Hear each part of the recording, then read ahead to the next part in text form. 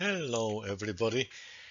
Today I would like to discuss the interesting issue of hedging under the time aspect. Should we hedge something up to the maturity, or should we hedge uh, for shorter period of time, and if necessary we can always extend our hedging.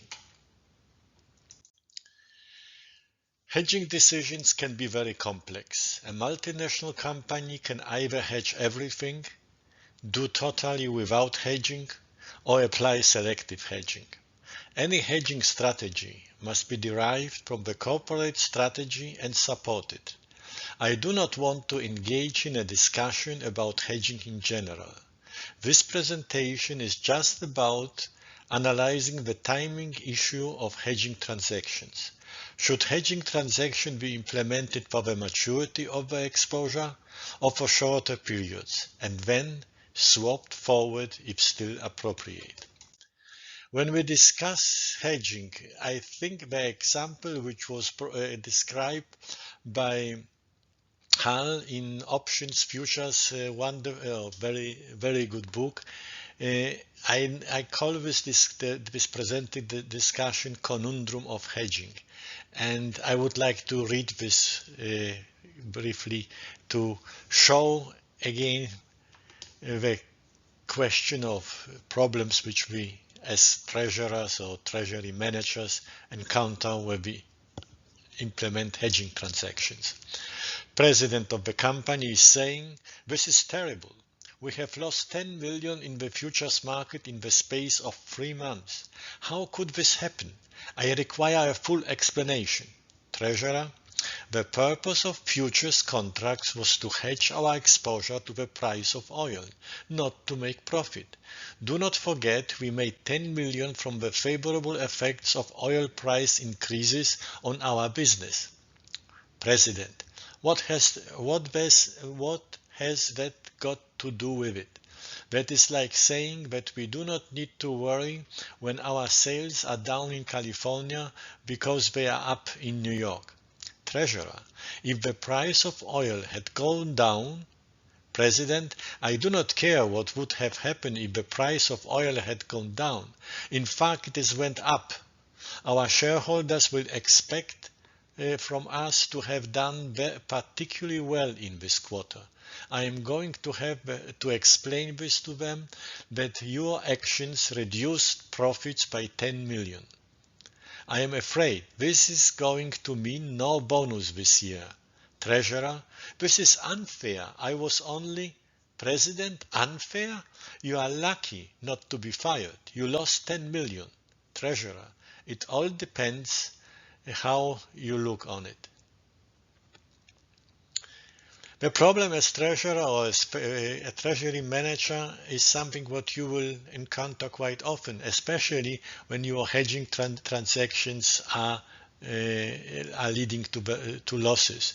If you generate profits, very often happens the profits are not big enough to offset the losses which we generated with a company generated with their business. Therefore, it is very important that everybody understands treasury hedging activities, and we also have to keep in mind that the market has very negative attitude to financial losses. If hedging transactions will lead to losses, very often a market will expect that it is somehow connected maybe to any scandals or some kind of fraud, uncontrolled hedging, not approved transactions, like for example with Societe Generale losses in 2008, when one trader lost billions of euros because of the bad risk management practices within the bank. Apparently nobody knew what the guy was doing. So we have to keep this in mind, that we are working with the same instruments which can be used for hedging but also for speculation. So it would be optimal if we could always initiate hedging transactions and which will result in profit. But this will not happen. I am showing here the graph for exchange rate US dollar or euro gegen US dollar, and for years before 1999 I converted the US dollar Deutschmark rate into theoretical euro US dollar rate. So interesting thing what you can see in 1976, in January 1976, the US dollar or euro versus US dollar was 110. On 16th of January 2024, euro against US dollar was again around 110. So in principle, 50 years and nothing has changed, you could say. But you see from the graphic how many big swings, which could even lasted for longer than a year or two, happened. And it is what can also be in the future. We don't know where the rate is going, and when the rate will come back to the same level in 3 or 4 years, it is nothing which will help in the current year.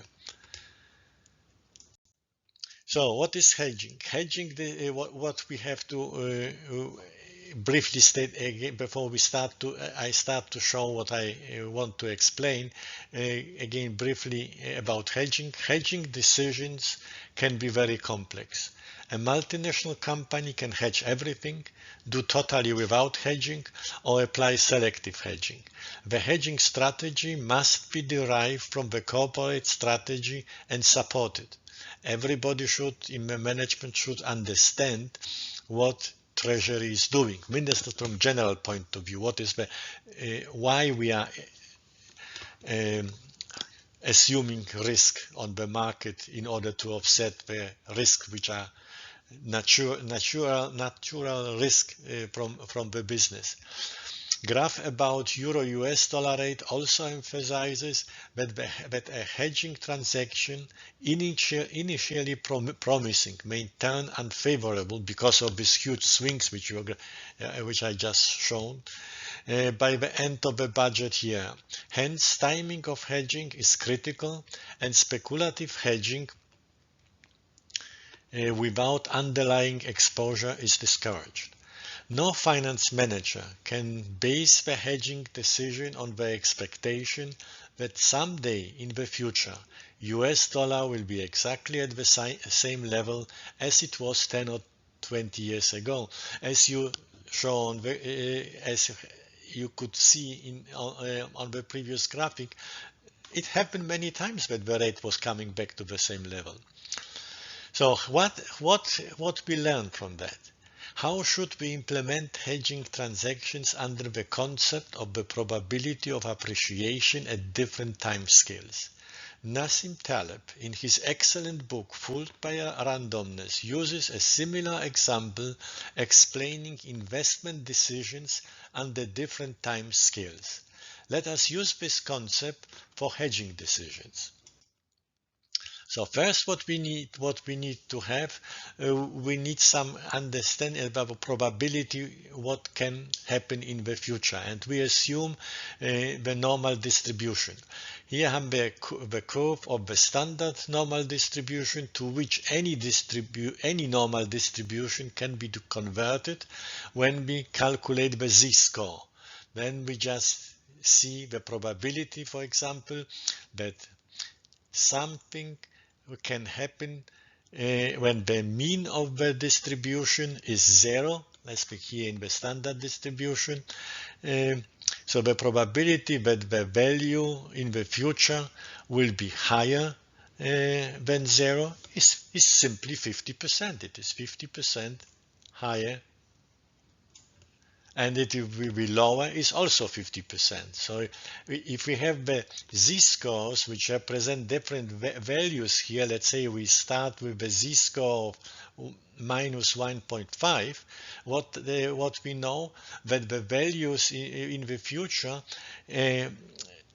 if we want to see this from the cumulative point of view, that it will be lower than minus 1.5, it is around 7%, but that they will be bigger than more than minus 1.5, but it will be 93%. So we know the probability. So how we can use this knowledge, our statistical knowledge, for our decision? Should we hedge something or not? So I'm starting with the following example.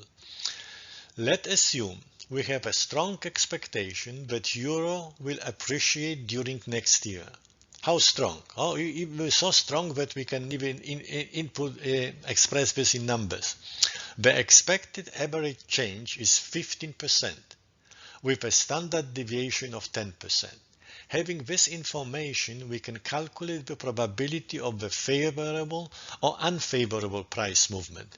We can establish this probability with the help of the z-score. We transform this distribution into standard normal distribution, and then we have our bell curve, and we can see under the bell curve where how big is probability that price will be higher or lower. So let's assume that euro appreciation can be seen for us as the positive change. We are American exporter into Europe. We are selling our products on the European market. When we get more than to the price which is today, when we convert euro to dollar, it is something what is favorable for us. In our example, we assume at the beginning the euro US dollar rate of 1. So any price which is higher than 1 can be seen as the positive price for us. And we want to know what is the probability of this, that this will happen. So when the current price is 1, the expected average price during next year is 1.15. So any price above 1 can be seen as a positive development, and we want to know its probability. We calculate the z-score. The z-score in this for price of 1 is minus 1.5, and we want to know what is the probability that the values in the future when they happen will be higher than minus 1.5. So we now looking at standard normal distribution curve, we can see that the probability that prices will be higher than the z-score bigger than minus 1.5 is 93.3%. This, as I already showed this on the previous chart, just I use this example. So we can say with a probability of 93.3%, the euro-US dollar rate will be higher in 1 year than it is today. It is a very high probability for appreciation of euro against US dollar. Using the same starting expectation of an average increase by 15% per year and standard deviation of 10% per year on the annual basis, we transform now the mean and standard deviation into different time scales, especially half year, quarter, month, etc. To convert annual mean, we simply divide annual value by the time involved. Half year we divide by 2, month by 12. I assume here the year has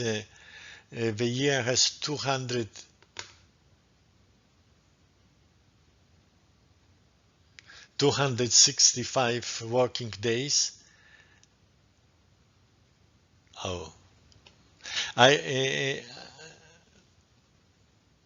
yes, okay. Sorry. Yes, I assume a year has 265 working days and a day has 8 working hours.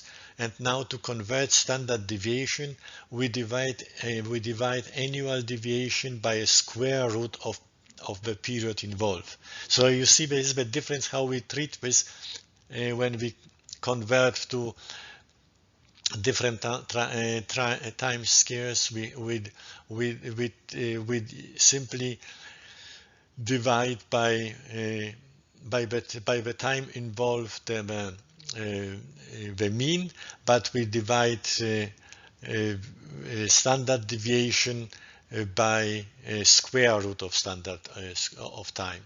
This is because how the formula was divided is proportional with variance, but it is not proportional with standard deviation. We have to take this into account. So now in this table I am showing how I converted this probability for different time scales.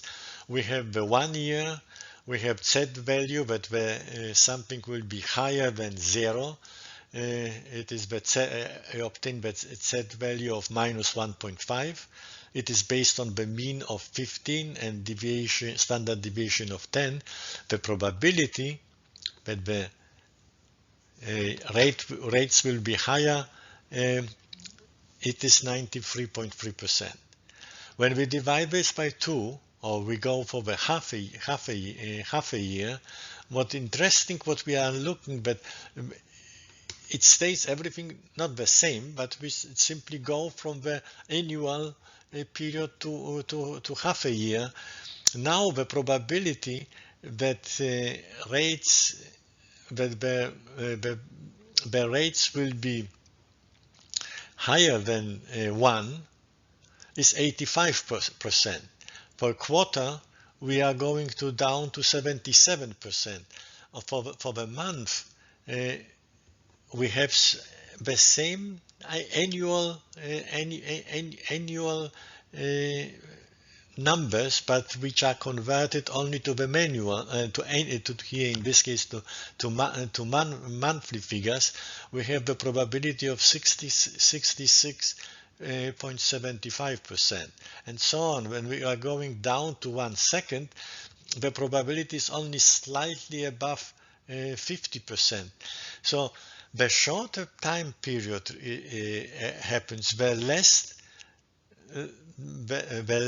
less probability is necessary that the outcome will be positive, that we will have, in this case, appreciation.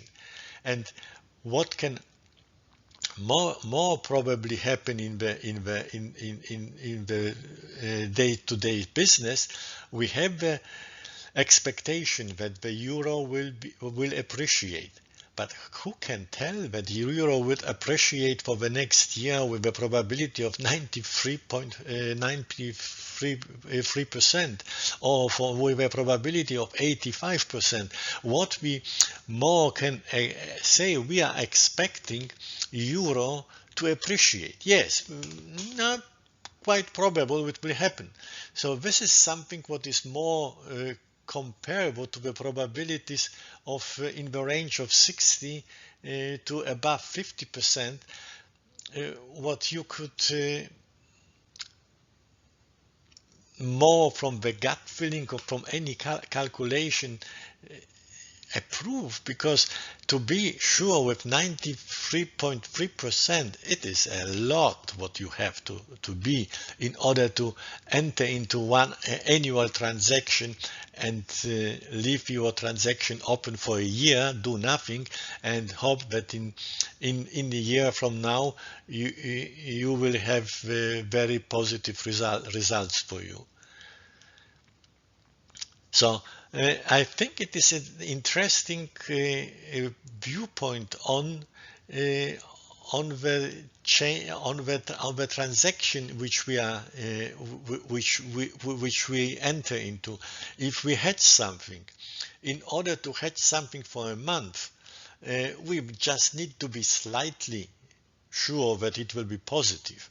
but in order to enter into hedging transaction for the year, from the statistical point of view, it requires a huge expectation or high expectation in the sense of 93% to be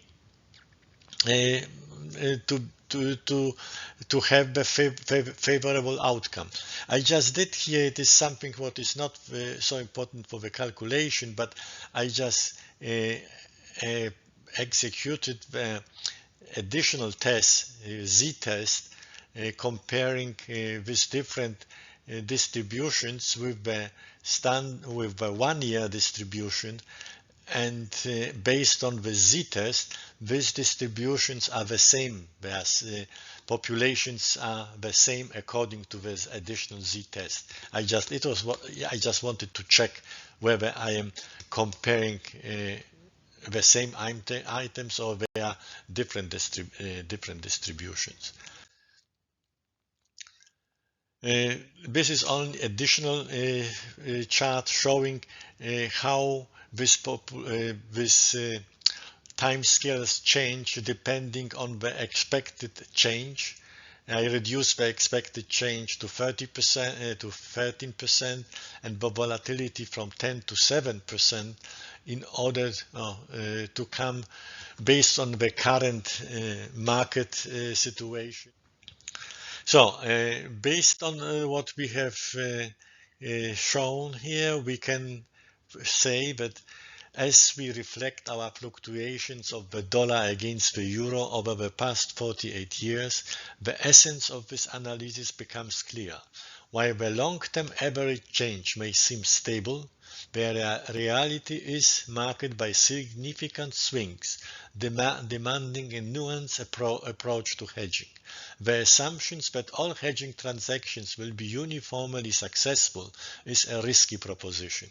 Instead, our journey through time scales and probability reveals the prudence of monthly hedging. This approach, coupled with the flexibility to undo transactions or swap them forward when expectations remain valid, safeguards against potential underwater pitfalls. With the help of the Monte Carlo simulation, we can check whether the annual hedging or hedging with shorter time scales, here with 1 month, lead to better results. We will use very similar model which I have shown before in the previous presentations to check the delta hedging, to check the Black-Scholes model with delta hedging, where the delta hedging leads to the same results as per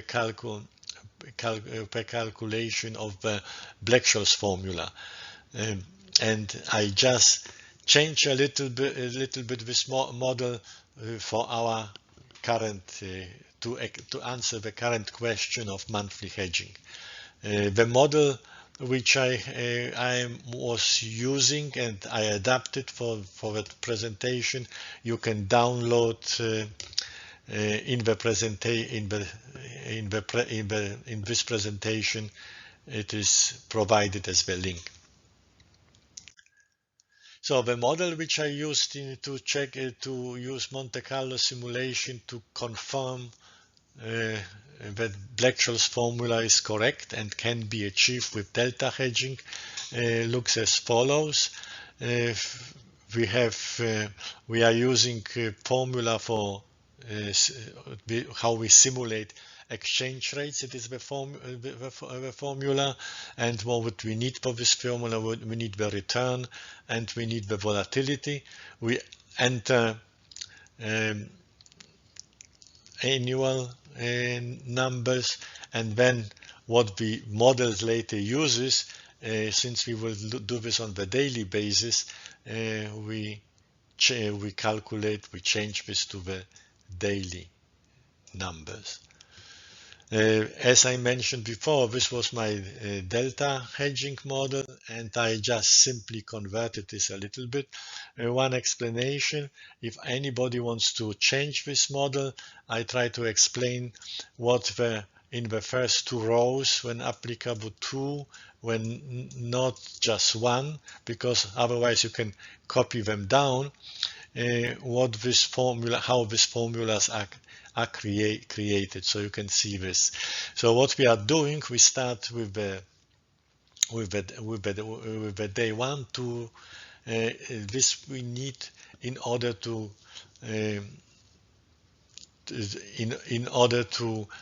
calculate the interest on the daily basis. I assume exactly the same way as both I did in my delta hedging, that we have the same credit and debit rate, so we can simply calculate everything up to the end of the year and then offset with the opposite transactions. It doesn't matter because interests are they don't change, are the same, so results are always correct in this sense. So we are starting with the rate which we entered in this cell. So, and this second rate will already be simulated with a possible daily change on average of 4 pips, and this is the what can come out of volatility. The volatility is 5 pips per day. We need for our model, what I am using here, since I am doing monthly hedging, I need to know in which day we are, and the day I start to calculate. I assume the 1 month has 30 days, and we have 12 months, so altogether 360 days. And when in the first month, I assume, since we are expecting that the euro will appreciate, we have a positive expectation, we don't have any need to hedge, so we leave the position open. But when the rate, in the future, when the rate changes, goes below 1, we didn't exactly do this for the first time when change went below 1, but as I said, we do this on the monthly basis. So when we have when day 30, we are making this comparison, and in this case, rate is below 1. So what we have to do, we have to implement hedging, hedge 100%, and then calculate the interest, and with the results of the hedging with the interest. And at some point of time, you can see in the day of in June, the rate is again come back to 1. So we have we have to offset our hedging. We sell now 1 euro, and we realize interest with interest is 101. You have to take into account, but it is very it is not what I am showing here, only 2 numbers, but exact value is a little bit different. So after 1 year, what we can do, we can see how much hedging has cost us. I compare also what could be obtained from at the beginning. It was when we start with 1, we have the US dollar rate of 5, euro rate of 3.65.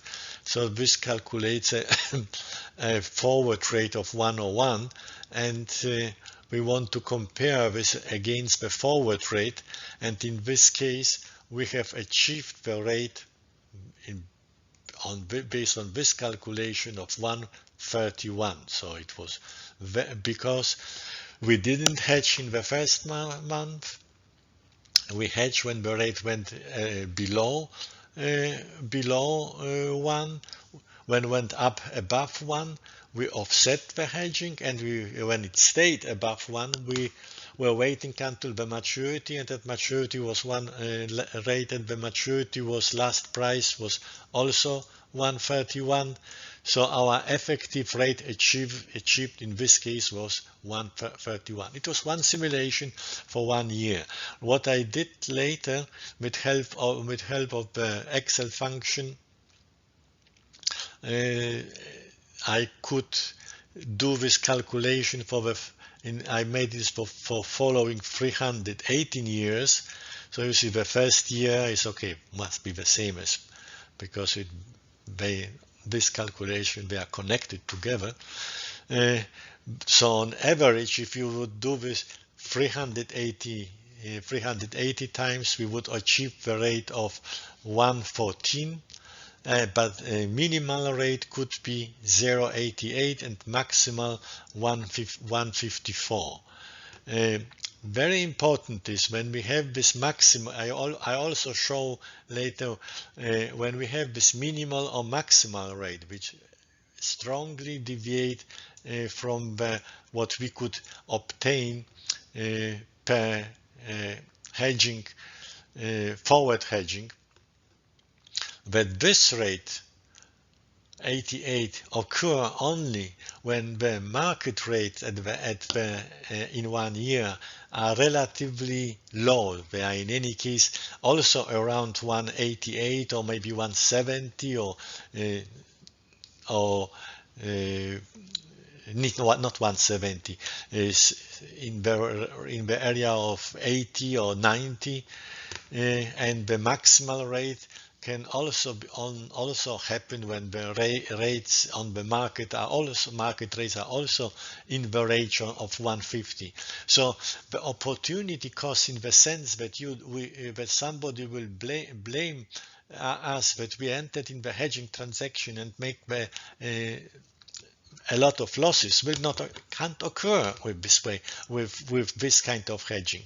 Also, even if the rate will be, if you would not perform as good as the market, but you have one rate, forward rate, which I am referring now to this case when the rate at maturity is when the achieved rate is 154. So at the maturity is maybe probably the rate of 150 or 145, or maybe 160, but it's quite close to the rate which you achieved, and forward rate was 101. It is splendid results. So in principle, from hedging point of view, when the hedging will be seen as the very effective and better than not exercise hedging, with the monthly hedging, under the assumption that we always check this every month, whether we want to stay hedged or we want to prolong our hedging, we will not create negative surprises. So it is okay. I compared now different expectation at the 15% appreciation per annum, 13%, 5 and 3%. I started with volatility 10, but then later I used just volatility of 7%, and you see the possible results. It is okay if we hedge, if we do hedging per 1 year forward, it is always the rate 101, but the average monthly hedging rate is always better than expected, always better than forward hedging. But when our expectations are not so strong, we have just on the annual basis, we are expected slight increase in the rate. Okay, so based on this expectation, in principle, we have only volatility. Expectation is less than half of the volatility. So the expected rates can't be also very favorable. If we see that on average we can only achieve one or two. So if we really don't know, and the market will prove us that we were right because it was just volatility in the rate, okay, we can go for 1 year hedging, but risk involved will stay. If we are very quite sure that the rates will improve, so we will not do any hedging in this case. We have expected results, but we can be also wrong. And then in the worst case, we will obtain rates of below possible forward rate, so we have a negative results. But if we stay with our monthly hedging and don't hedge forward, we have also the possibility to achieve very good results of 158. And what I mentioned before, I have compared worst rates with the achieved worst rates. Here, best rates from the view of somebody who is exporting to Europe. That these rates will not, with monthly hedging, will not create surprises. The surprises are market will not see, in no case, our transactions as negative, because the negative results will still be better than market rates at maturity. That is what I am trying to say. Okay, but in case we will be not as good with maybe with the best rates, but the achieved rate will be very close, and we are not making any losses on our hedging. We are generating profits, but the profits are not as huge as if we would did all our transaction in the best point of time, but what will never happen. So, the conclusions.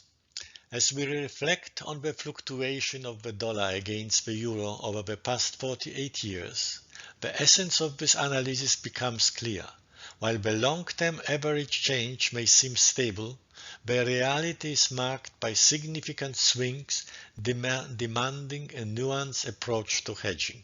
The assumption that all hedging transactions will be uniformly successful is a risky proposition. It will never happen. However, reduction of time scales reduces also the probability requirements and speaks for reduction of hedging time horizon and requires more frequent hedging decisions. Monthly hedging can result in better hedging results.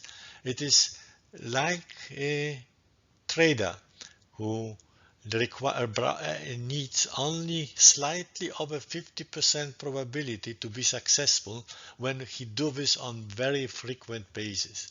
But frequently we do something, try again and again, we can we need less probability, positive probability to be successful.